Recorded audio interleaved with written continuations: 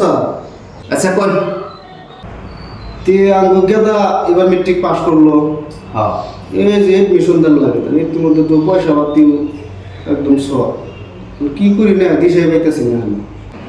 আপনি এটা নিয়ে এত চিন্তা করছেন কে কোনো চিন্তার বিষয় না বলে আমার নিয়ে এডমিশন দিবেন 1,00,000 টাকা সিকিউরিটি দিবেন 2 বছর গুলা পড়বো 2 বছর পরে আবার 1,00,000 টাকা ঘুরে নিয়ে যাবেন স্যার এটা আবার কোন ধরনের হিসাব কিন্তু বুঝে হারালাম না স্যার। হিসাব বুঝেন নাই আমার কাছে আমি 1,00,000 টাকা নিলাম না হ্যাঁ। আমি টাকাটা 10% ইন্টারেস্টে লাগাবো লাগানোর পরে ফার্স্ট বছরে পাবো 1,00,000 টাকা 1,20,000 ইন্টারেস্ট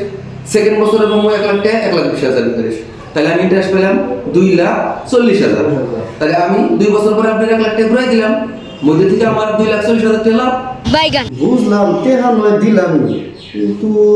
পরে ফুলা আমি লেখাপড়া করে লাস্ট করে খাবো কি এই টেনশনের না আমার মাথায় দরকার না। কে এটা নিয়ে টেনশন করার কিছুই নাই বিজনেস তো আমি শিখাই দিলাম আপনারা যে আমি 1,00,000 টাকা 2 বছর পরে ঘুরাই দেবো ওটা আপনার প্রায় 10% ইন্টারেস্টে লাগাবো মজা আর বিজনেস হয়েছে আমার মতো লাক্সারিয়াস লাইফ আর আপনি মরার টাইমে রসগোল্লা চমচমি কাজু বাদাম বেদানা ওরা আপনি টেনশন নাই